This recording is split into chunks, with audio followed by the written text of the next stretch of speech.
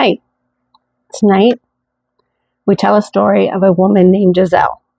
She's been married for 50 years. She's a mother of 3, grandmother of 6, whose marriage was not as she knew it to be. Her life was secreted away inside a crime that took decades to come into light. This story is the kind that sticks in your brain. I read it and I couldn't sleep for days. The kind of story that makes you question how well you know the men in your life, or even the men in this world.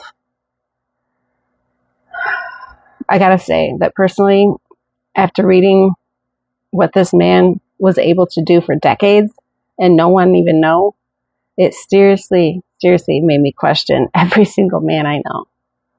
And I bet it will you too. You're watching the Black Rabbit Podcast. I'm your host, Tina. Now, let's go down the rabbit hole. I must warn you first, this episode contains disturbing material of rape and sexual assault.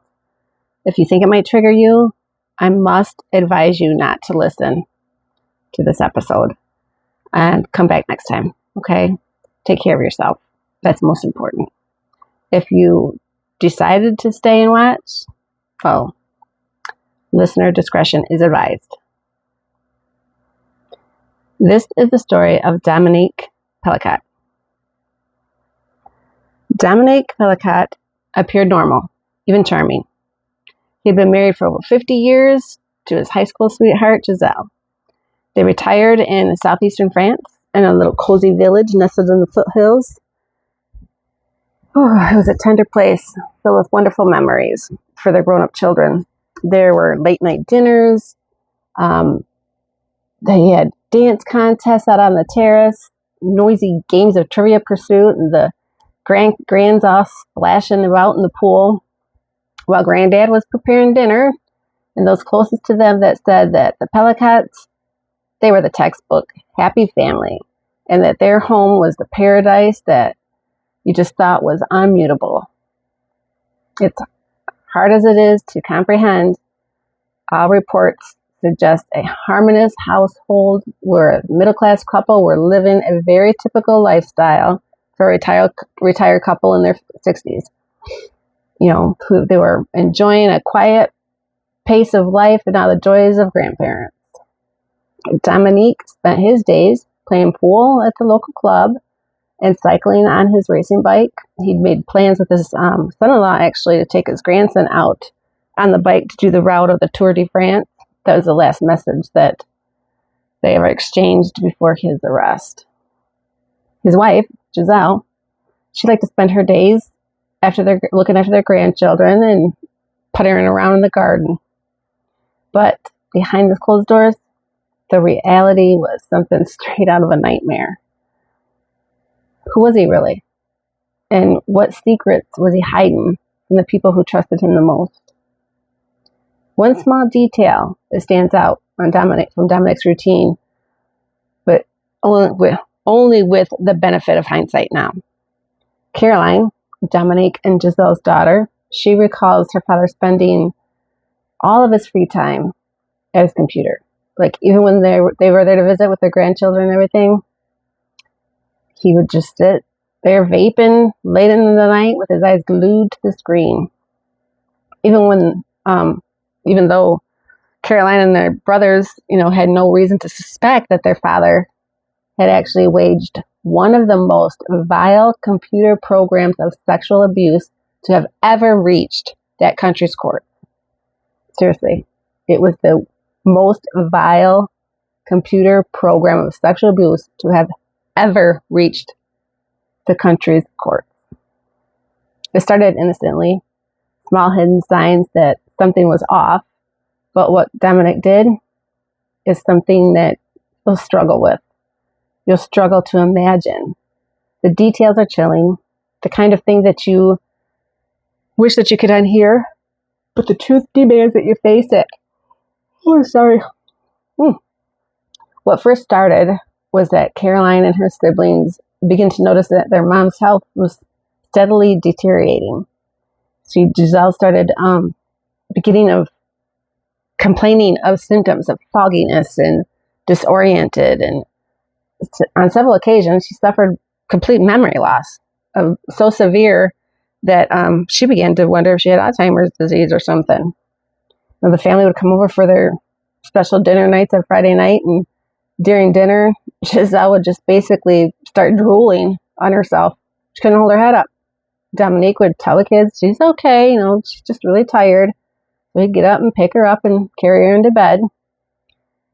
Then there were times when the grands would call her to tell her grandma, how their day was and what happened during the day. And suddenly she would just ask a question that was like out in left field. It had nothing to do with the conversation that the kids were having with them. It had the kids so confused. Absolutely nothing to do with the conversation they were having. So Caroline, she was pretty worried about her mama, and as a daughter would be. But her dad, he just kept saying, it's okay. The doctors say she's fine. We've had CAT scans, MRIs, and her brain's fine. She's just exhausted and overdoing it. And that she needs to just start slowing down. Not long before all the truth came out, one night, the family was there for one of their Friday night dinner and game nights. Their son's wife said she saw Dom doing something that she felt was very disturbing. And she told her husband, Dominique's son, that she was walking to the bathroom when she passed his dad's office. And there he was, sitting there, staring at the computer screen, masturbating. But she said it wasn't just masturbating. This was like aggressive, like he was about to jerk that thing right off. And he even looked up at her. And she said he didn't miss a beat. He wasn't embarrassed. He didn't even flinch. He didn't even blink. Just looked right at her until she walked away. First of all, how could you do that with everyone there? Secondly, how could you do that with the door wide open? And, there's 7 adults and 6 grandchildren running around the house, in and out of the pool and in and out of the house. And he's just sitting there aggressively jerking himself off.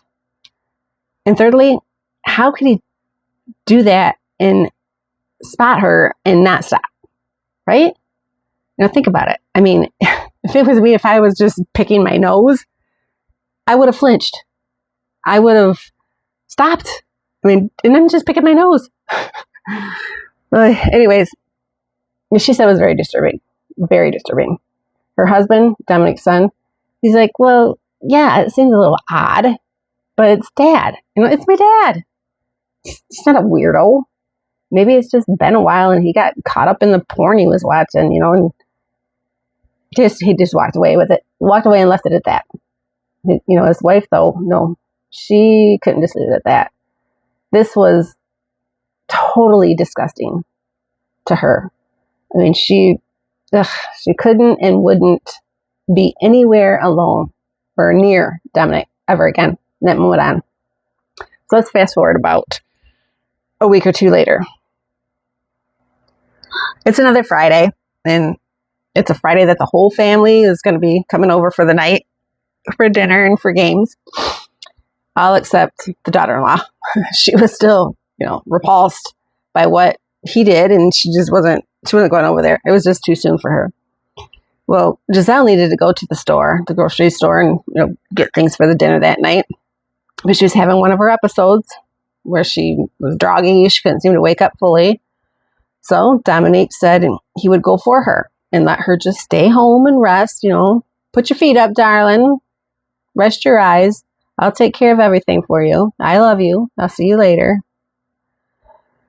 Gisèle was woken up by a phone ringing, and it was Dominique on the other end of the line. He's saying, it's just a misunderstanding. It must be my age, and maybe I'm getting Alzheimer's. And it was like he was crying. He's like, I didn't do it. I didn't do it. And she's like, what are you talking about? What didn't you do? What's going on? He's like, I'm being arrested. Please meet me at the police station and pick me up.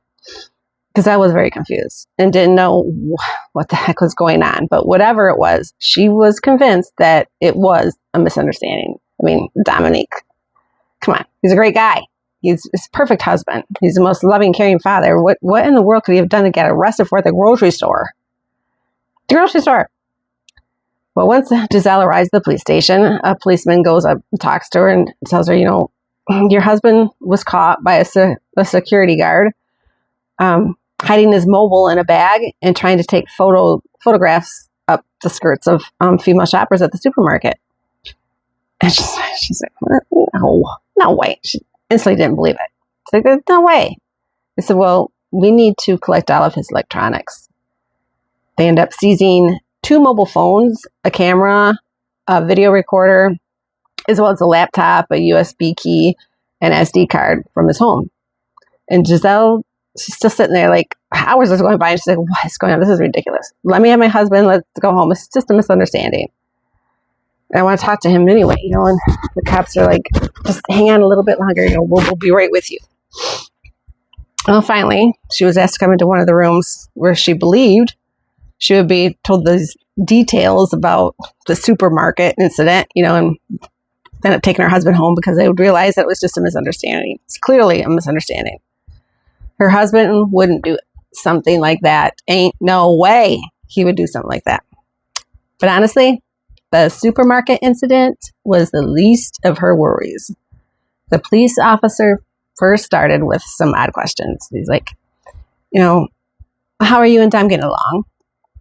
Typical question, no big deal. We're good. We're great. Been married 50 years. It's my first sweetheart and from high school and my first love. We have our ups and downs like any other marriage, but no, life is great. Well, how about your guys' sex life?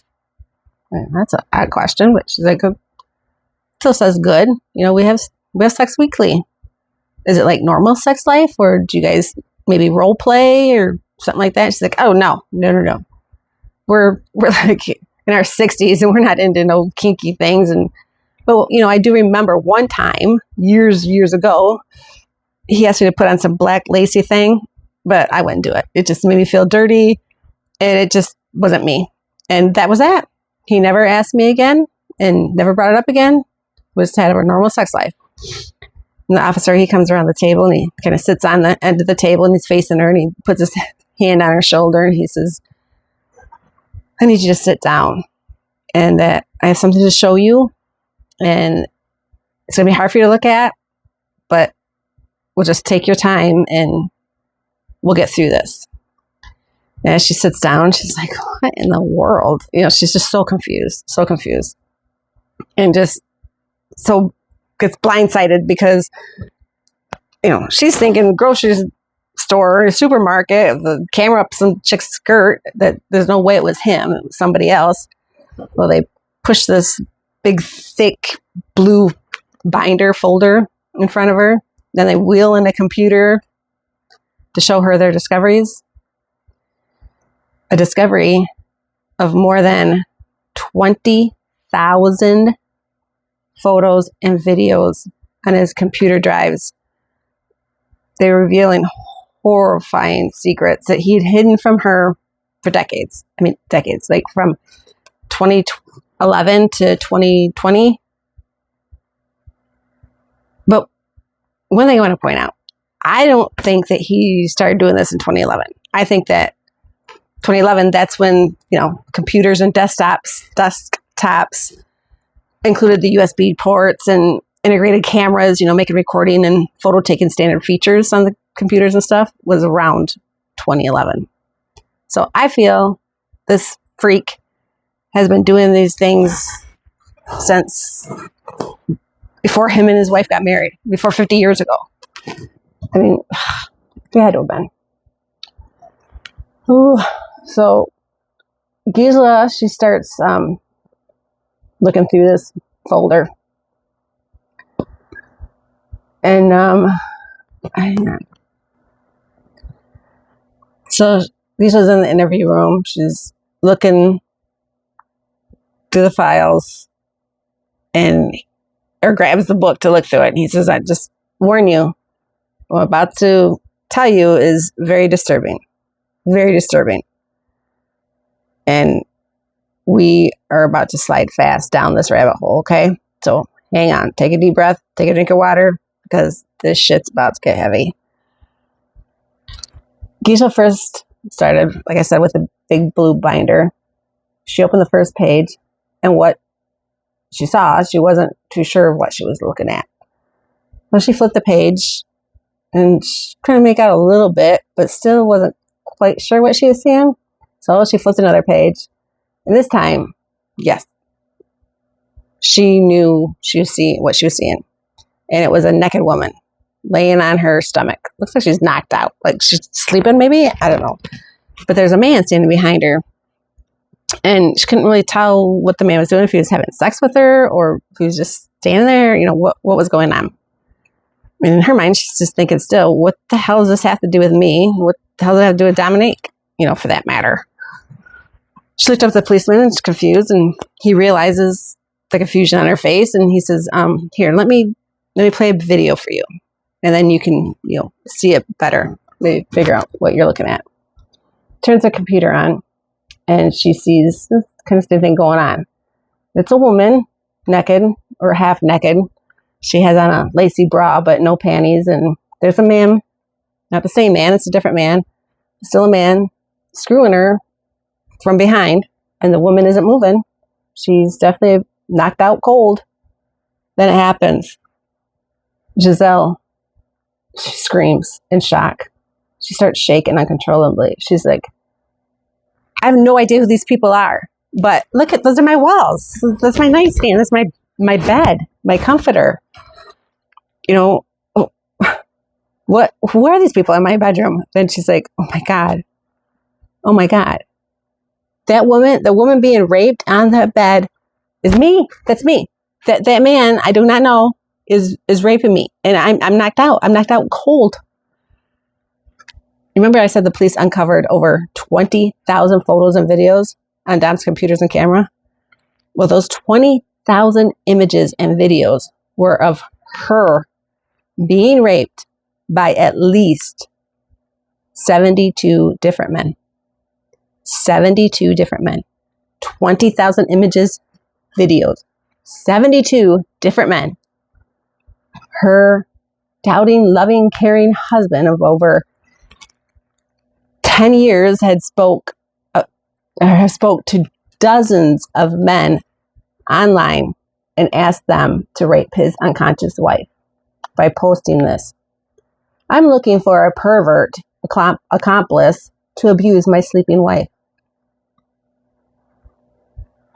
Inside those 20,000 files were subfolders. They counted at least 80. They were labeled with names, with sexual acts, with men's names, the months, years. It was a staggering, methodical catalog. He had this shit laid right out.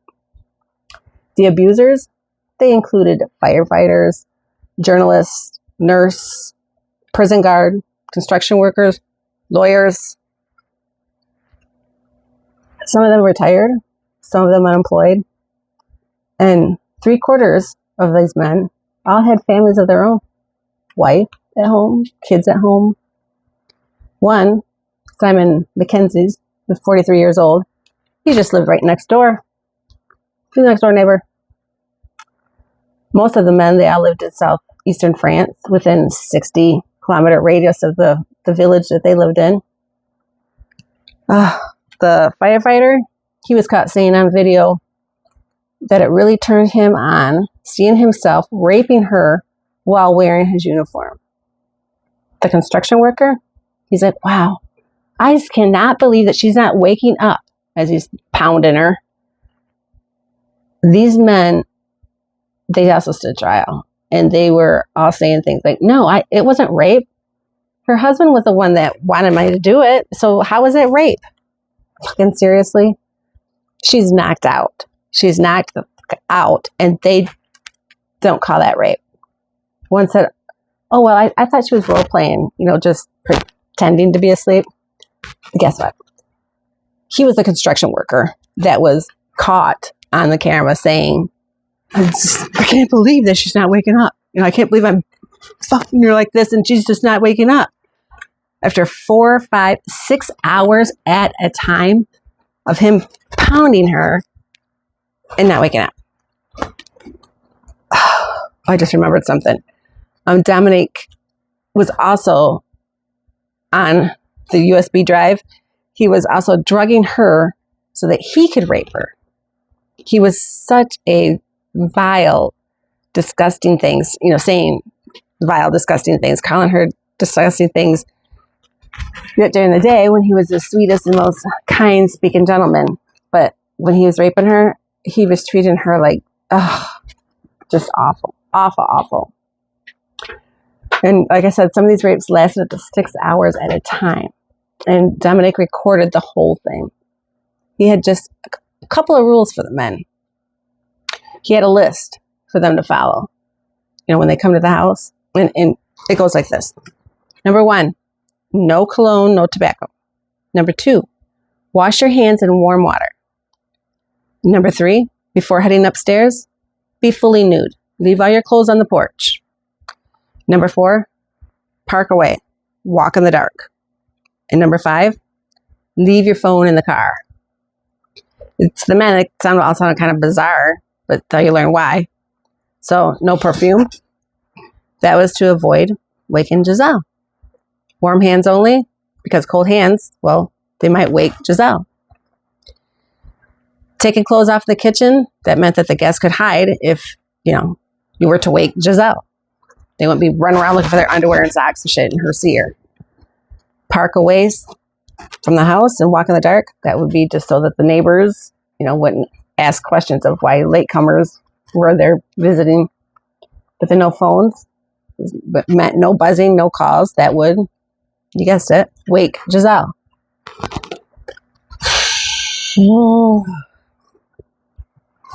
Now, if you think that was the end of it, no.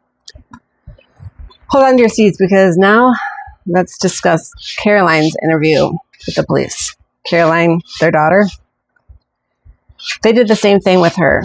They took her into the same interview room. They took her in the same interview room as they had taken her mom just a few days prior. They had laid in front of her the same book, same very big, thick binder. We need you to identify the woman in these photos. She took a deep breath. Just scared to death to look at this folder. There was a woman laying in provocative poses, wearing lingerie that she was relieved because it wasn't her. She was worried it was going to be her, but she doesn't remember those photos. She for sure doesn't own that outfit. So she closed the book, took a deep breath out and said, "Phew, I don't know who it is, but it's not me. And I'm going to go home now." And they're like, police officers looked at each other and they walked back over to her and opened the book back up and said, "I'm sorry, Caroline, but can you please just take another look?"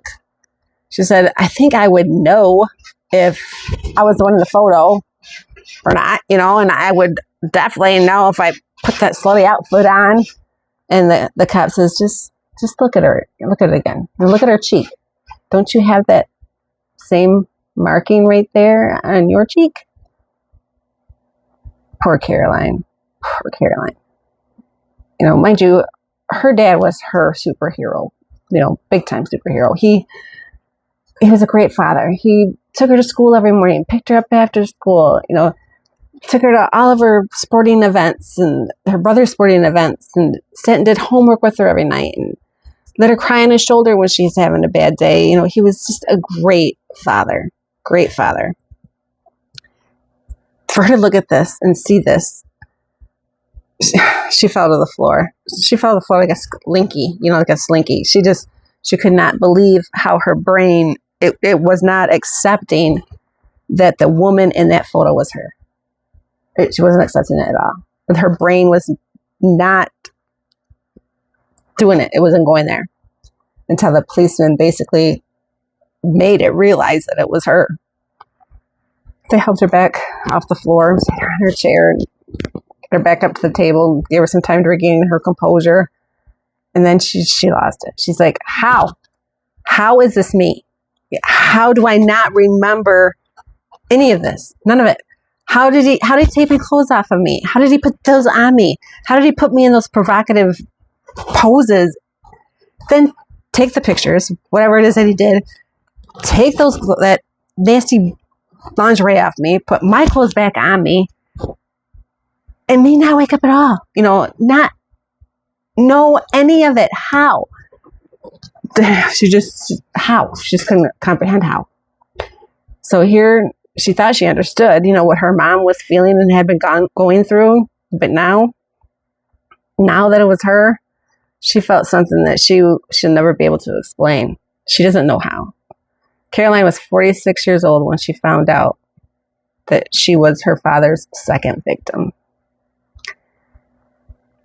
After she suffered with constant gynecological issues over the years, including a vaginal tear that refuses to heal, she was also admitted into a psychiatric hospital for 72 hours after leaving the police station. God, poor Caroline. Seriously. 72 hours. I mean, I'm proud of her that it was only 72 hours, because I don't know how I could handle that. I mean, oh my God, I feel like I'm having anxiety just talking about it.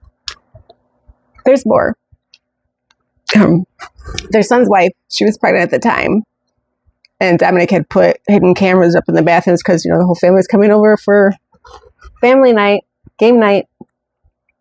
Had the cameras up there, and they found videos of her pregnant, changing her clothes, and because she was in the swimming pool, and come in and get her out of her wet clothes and put her clothes on, and he had to record all that, and it was in there. Then there's times where they would go on vacations or travel, and the whole trip, Gisèle, she would lose time. Again, like 10 hours on a road trip, which is something she's never done, is fallen asleep during a road trip. Lately, she's fallen asleep every time through the whole trip.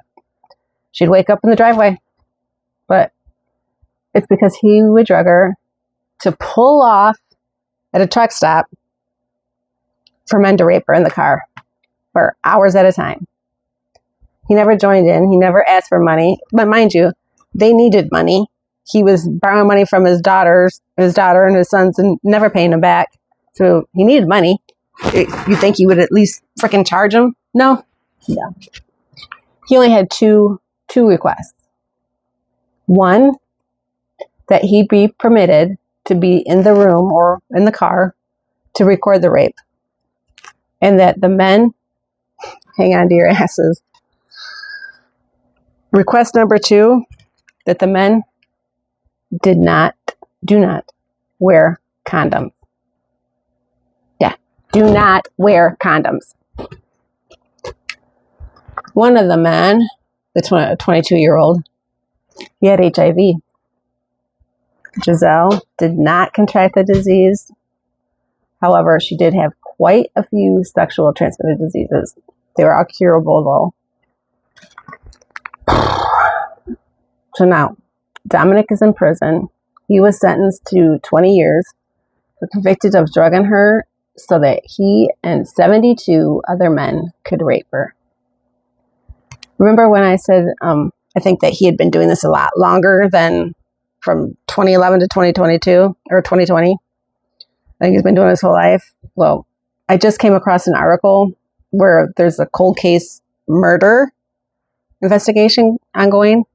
And in the article, the first line says this: Dominique Pelicot's crimes could go back further and be more depraved than first thought. They are investigating 2 cold cases: the rape and murder of a Paris estate agent from 1991, and attempted rape of another estate agent 8 years later. When police looked at the files, they found his DNA matched the blood found on a shoe of the woman known as Estella B. She survived a rape attempt while working as an estate agent in the Paris suburbs in 1999. The then 19-year-old claims she was assaulted while showing an apartment to an unknown man She was choked, threatened with a knife, forced to lie on her stomach, and then rendered unconscious with a silk cloth placed over her mouth. But she regained consciousness and she freed herself, and she scared the shit out of the guy, out of him. And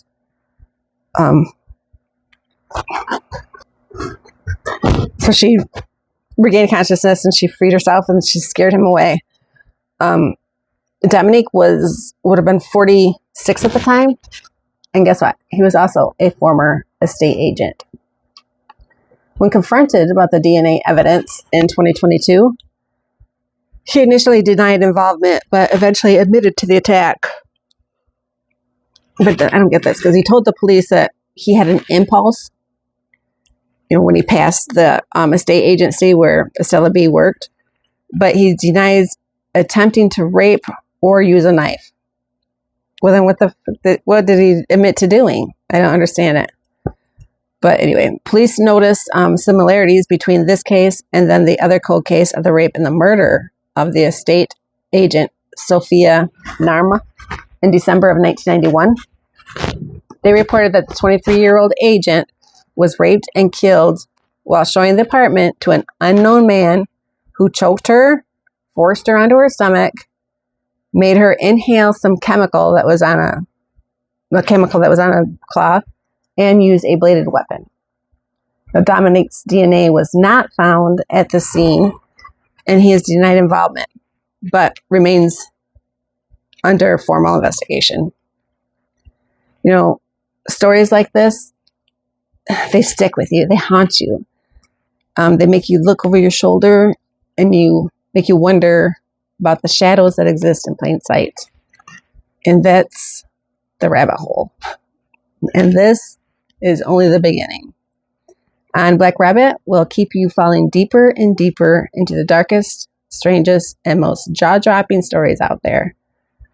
So until next time, stay curious and stay safe. This is Tina, and you were listening to The Black Rabbit.